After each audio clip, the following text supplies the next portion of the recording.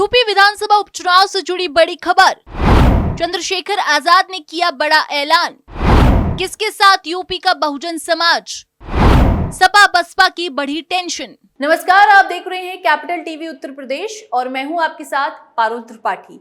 उत्तर प्रदेश में जल्दी विधानसभा सीटों के लिए उपचुनाव होने हैं। इसको लेकर राजनीतिक पार्टियों ने कमर कस ली है। इस बीच आजाद समाज पार्टी के मुखिया और नगीना सांसद चंद्रशेखर आजाद ने लखनऊ में आयोजित प्रेस वार्ता में बड़ा ऐलान किया है। चंद्रशेखर ने उपचुनाव को लेकर बताया है कि आगामी उपचुनाव में हमारी पार्टी सभी सीटों पर चुनाव लड़ेगी और इसी के साथ बहुजन समाज पार्टी की प्रमुख मायावती और आजाद समाज पार्टी के नेता और नगीना सीट से सांसद चुनकर आई चंद्रशेखर आजाद रावण ने एक बार फिर से देश की दलित राजनीति में पूरे दमखम से अपना हिस्सा लेने का संकल्प दोहराया है। उन्होंने बीते 1.5 दशक की मेहनत और सियासी समझ के हवाले से दिग्गजों को चुनौती देते हुए बड़े संकेत दिए हैं और अब बढ़ा दी है सपा बसपा की टेंशन। चंद्रशेखर ने साफ साफ कहा है कि वो सभी 10 की 10 सीटों पर उपचुनाव लड़ेंगे। इसके लिए अपनी पार्टी के पदाधिकारियों से बात भी कर ली है। उन्होंने फाइनल हुआ है कि आने वाले उपचुनाव में सभी 10 सीटों पर मजबूती से चुनाव लड़ा जाएगा। जानकारों की माने तो आजाद समाज पार्टी के उपचुनाव में उतरने से समाजवादी पार्टी और बसपा के दलित वोटों में सेंधमारी हो सकती है। ऐसे में उपचुनाव का खेल बिगड़ सकता है। पूर्व में जब लोकसभा का चुनाव था तो नगीना सीट के साथ डुमरियागंज लोकसभा सीट पर आजाद समाज पार्टी ने ताल ठोक की थी, जिसमें नगीना सीट पर चंद्रशेखर ने जीत दर्ज की थी।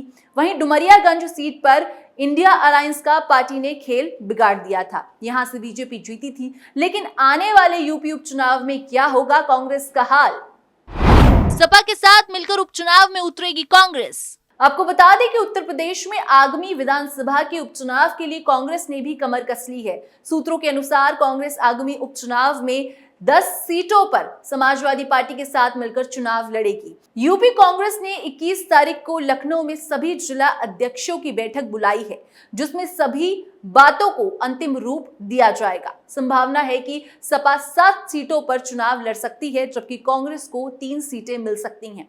दरअसल प्रदेश की करहल, मिल्कीपुर, कटिहारी, कुंदेरकी, गाजियाबाद, खेर, मीरापुर, फूलपुर, मंझवा और सीसामऊ पर उपचुनाव होना है। इन सीटों में 5 समाजवादी पार्टी के पास हैं, तो आरएलडी निषाद पार्टी की 1-1 सीटें हैं, जबकि बीजेपी की 3 सीटें हैं। लेकिन लोकसभा चुनाव में जिस तरह से समाजवादी पार्टी ने बीजेपी को चौंकाया, उसे देखते हुए ये उपचुनाव योगी आदित्यनाथ के लिए अग्नि परीक्षा मानी जा रही है। जाहिर तौर पर लोकसभा चुनाव के नतीजों के बाद उत्तर प्रदेश की राजनीति गर्मा गई है। एक तरफ दिल्ली में बैठकों का दौर जारी है, तो दूसरी तरफ सूबे के मुख्यमंत्री योगी आदित्यनाथ ने यूपी की 10 विधानसभा सीटों पर होने वाले उपचुनाव के लिए तैयारियों में जुट गए हैं। बीते बुधवार को सीएम योगी ने 10 सीट पर होने वाले आगामी विधानसभा उपचुनाव को लेकर अहम बैठक बुलाई, जहां सीएम मंत्रियों से चुनाव की तैयारियों के संबंध में फीडबैक ले रहे थे। वहीं इस बैठक से पहले 30 जून को हुई बैठक में योगी ने 10 सीटों पर होने वाले उपचुनावों में मंत्रियों की ड्यूटी लगाई थी। लोकसभा चुनाव के परिणामों के बाद से बीजेपी यूपी में रफ्तार पकड़ चुकी है। बीजेपी के लिए उपचुनावों में यूपी में अच्छा प्रदर्शन करना बहुत जरूरी है। इसके साथ ही चंद्रशेखर ने यूपी के 10 सीटों पर उपचुनाव लड़ने पर जो बयान दिया है, उससे बसपा की टेंशन बढ़ सकती है, क्योंकि कुछ समय पहले चंद्रशेखर ने दलित समाज के वोट के समीकरण को लेकर एक बड़ा बयान दिया था। मायावती और चंद्रशेखर में से बहुजन समाज किसका देगा साथ? चंद्रशेखर आजाद ने 1.5 दशक की मेहनत और सियासी समझ के हवाले से दिग्गजों को चुनौती देते हुए बड़े संकेत दिए थे। उन्होंने कहा था कि बहुजन हूं, कोई भेड़ नहीं जो किसी के पीछे चलूं। इस बयान से साफ पता चलता है कि दलित समाज पर हक जमाने वाली मायावती और बसपा को चंद्रशेखर ने चुनौती दी थी। यूपी उपचुनाव को लेकर सभी नेता मैदान में उतर चुके हैं और बसपा प्रमुख मायावती भी खेल में आ चुकी हैं। यूपी में हाथरस भोले बाबा से जुड़ी घटना पर मायावती ने टिप्पणी दी थी, जहां यूपी की सियासत से सबसे पहले आगे आकर बाबा के खिलाफ बोली थी।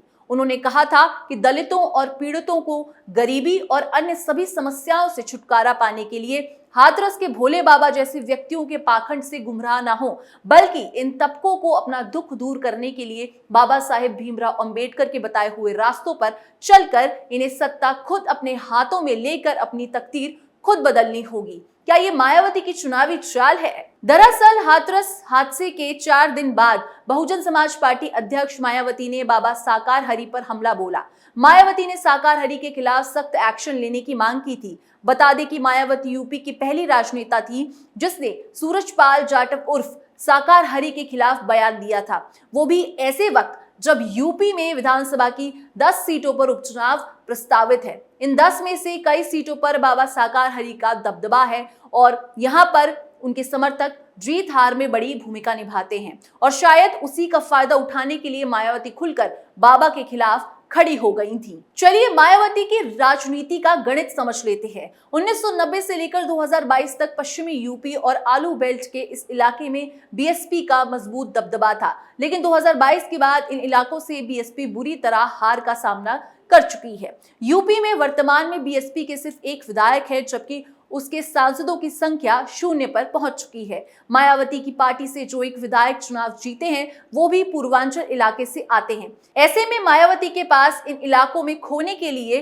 कुछ विशेष बचा नहीं है। मायावती बाबा पर निशाना साधकर अपने पुराने लॉ एंड ऑर्डर वाली इमेज से लोगों के बीच पहुंचने की कोशिश कर रही हैं। 2019 के बाद मायावती का वोट प्रतिशत लगातार घट रहा है। 2024 के लोकसभा चुनाव में मायावती की पार्टी को सिर्फ 9% मत मिले थे।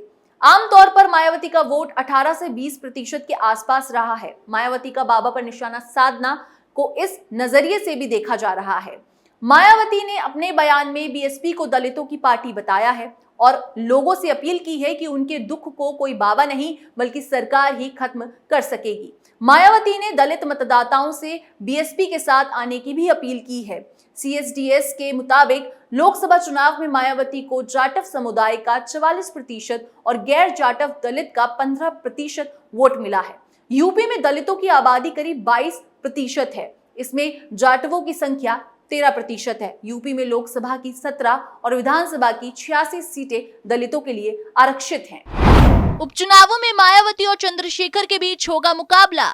गौरतलब है कि 25 अप्रैल 2009 को लोकसभा चुनावों से पहले मायावती ने दलित की बेटी यानी खुद को प्रधानमंत्री बनने की मांग की थी। नतीजे आए तो सीटें मिली केवल 21 और कांग्रेस ने जीती 206 सीटें। तब उस समय अपना सियासी नफा नुकसान सोचते हुए बसपा ने कांग्रेस को बाहर से बिना शर्त समर्थन देने का फैसला किया था। मायावती का सर्वजन हिताय का नारा कुछ खास काम नहीं आया था। आजाद ने लगभग उसी समय के आसपास कुछ सपने बुने थे जो 2014 से 2024 के 10 साल की जी तोड़ मेहनत से पूरे हुए। 2014 के लोकसभा चुनाव में बसपा की हालत किसी से छिपी नहीं थी। 2019 में भी कोई खास कमाल नहीं हुआ। यूपी में कांग्रेस, सपा, बसपा तीनों का सुपड़ा साफ होने जैसी नौबत आ गई थी। 2024 में जब कांग्रेस 48 से 99 हो गई और सपा भी 34 सीट पर पहुंच गई, ऐसे में जाहिर तौर पर यूपी में बीजेपी को नुकसान हुआ, लेकिन फिर भी वो केंद्र में सरकार बनाने में कायम रही। अब आजाद ने कहा है कि वो पुराने दलित रहनुमाओं की तरह घिसी पिटी लीक पर नहीं चलेंगे, बल्कि अपने लोगों को उनका हक दिलवाएंगे। यानी आजाद ने अब आजाद रहने का फैसला कर लिया है। यूपी के उपचुनाव की बात करें तो अभी उपचुनाव की तारीख नहीं आई है, लेकिन दोनों गठबंधनों ने चुनाव के लिए अपनी कमर कसनी शुरू कर दी है। वहीं मुख्यमंत्री योगी आदित्यनाथ के लिए इन 10 विधानसभा सीटों के उपचुनाव में जीत उनके सियासी भविष्य के लिए बेहद जरूरी है, क्योंकि अगर इन सीटों पर बीजेपी चुनाव हार जाती है तो फिर मुख्यमंत्री योगी आदित्यनाथ पर सवाल उठने शुरू हो जाएंगे। वहीं अखिलेश यादव अपने लोकसभा की जीत के मोमेंटम को इस उपचुनाव में भी बनाए रखना चाहेंगे, क्योंकि 2027 में उत्तर प्रदेश का विधानसभा चुनाव उनके लिए जीवन मरण का चुनाव होने वाला है। यूपी की करहल, मिल्कीपुर, कटहरी, कुंदरकी, गाजियाबाद, खेर, मीरापुर, फूलपुर, मछवा और सीसामऊ सीटों पर उपचुनाव होना है। इस खबर में बस इतना ही। बाकी देश और दुनिया की तमाम खबरों के लिए आप देखते रहिए कैपिटल टीवी उत्तर प्रदेश।